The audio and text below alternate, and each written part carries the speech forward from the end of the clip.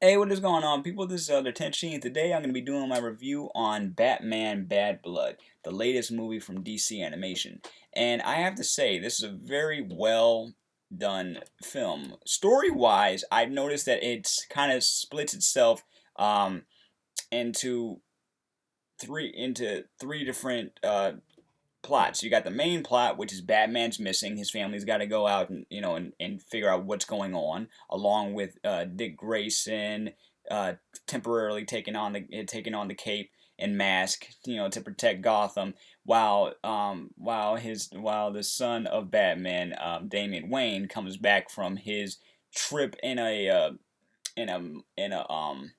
temple. He's in a what looks to be a Tibetan temple, trying to get his anger in check. You know what I mean? And he finds out that Batman's missing. Goes back to Gotham, finds Dick Grayson, and they're trying to work together to find Batman. Now he does shoot off at the mouth a little bit because remember he's still a young kid, so he's thinking to himself, and telling Dick Grayson, "I bet you wish he'd stay missing. I bet you wish he was gone. That way you could take on that cape and costume." And Dick Grayson's like, "Wait, no. I've spent my entire life trying to get away from him. Okay, I wanted to be him at one point, but and now I just want to I want to be my own hero. I don't want this stupid costume." So that is the only time you hear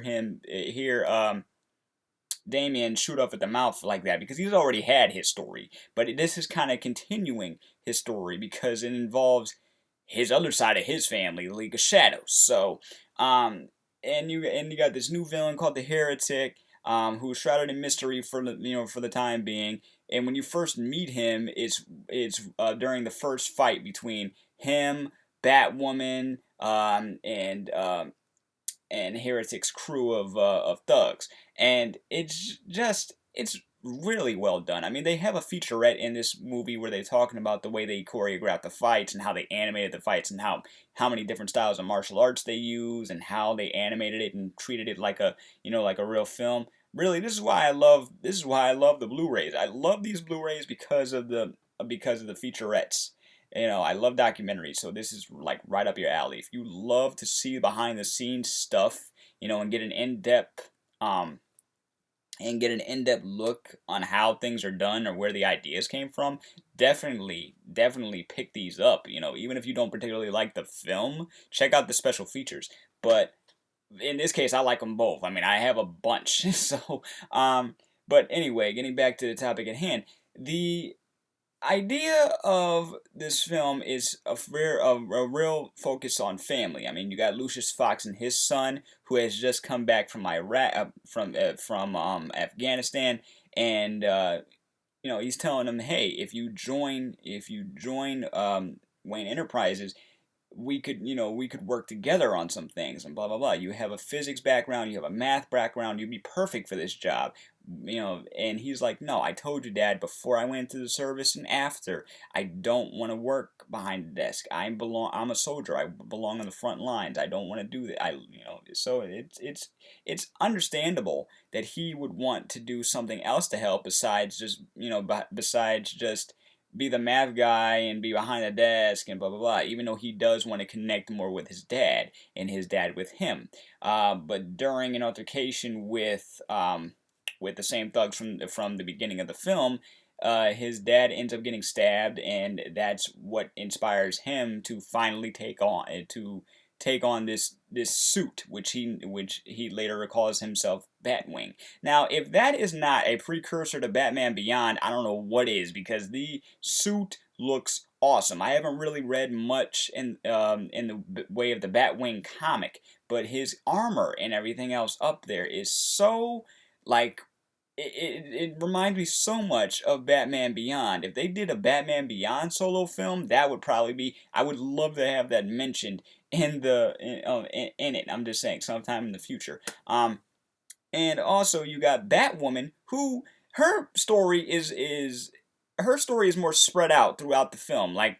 we get to see exactly what inspired her to become Batwoman in the first place. A focus is really on her. Her father is a military guy, worked in the military for a long period of time, and had a family, and his family ends up getting captured, and he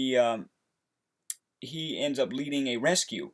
Unfortunately, he's only able to save Katie, aka Batwoman, and uh, it's horrific. I'm like, does everything have to do with death? Everybody that's involved with Batman, with the exception of Barbara Gordon, has seen some sort of death in their family or somebody that they know, and that's what inspires them to become the heroes that they are. I mean, it I don't know. It's just an ongoing theme, but it works in this well, so that's why I can't really fault it.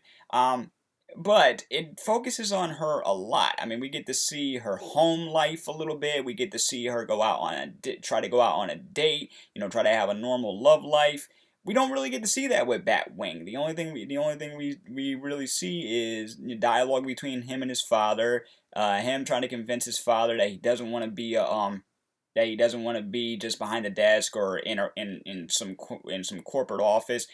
We get to see the struggles that Dick Grayson is having, because he's trying to get out of Batman's shadow, but he knows how important Batman is, and also his family. And also we get to see Alfred throw down. At one point, Alfred ends up getting into a fight, and he does it boxing style. All right, I know he's got a background in some fighting styles, and it's just.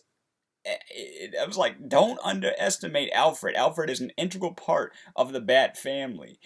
So, yeah, we see that, but we see a lot more of Batwoman. Not to say that's a bad thing, but I guess they figured, we got to keep this a certain length. We want to introduce these characters and do it right, but